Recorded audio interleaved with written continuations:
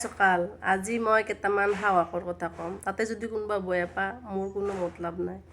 কি জানানা মই কওঁ, কেইটামান যেন সাহস আছে। তাৰমানে জীয়াক হাতে যদি 10খান পিন্ধে 10খান খায়, তেতিয়াহ'লে মাতিব লগা একো নাই। বোলে যোৱাই ভাল, আপিটোক মৰম কৰে, আমাৰ আপিটোক মস্ত মৰম কৰে।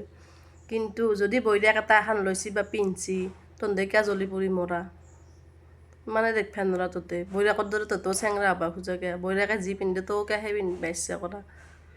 সেনেকুৱা আছে। তাৰমানে পুতাক হাতে যদি বৈৰাক হাতৰ লগত ভালে থাকে, আপাটো আমাৰ তাই উৎখাত কৰি ল'লাক।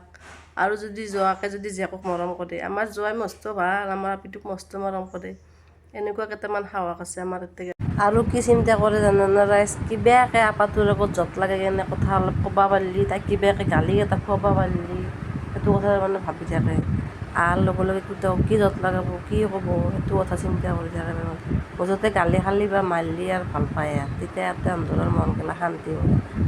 মুঠতে বৈৰাকটো পৰৰ হৈ থাকিব লাগে, নিজৰ বুলি কেতিয়াও নাভাবে। গতিকে বৈৰাকগিলাক যদি তহঁতে নিজৰ বুলি নাভাবা, বৈৰাকগিলা তহঁতকে নিজৰ বুলি ভাবিব, বৈৰাকহাতো সেই পৰৰ বুলিয়ে ভাবে সেইকাৰণে। হয়নে নাই ৰাইজ কথাটো? মিছা কথা কোৱা নাই কিন্তু গাইছ, মই সঁচা কথাই কৈছোঁ এইটো।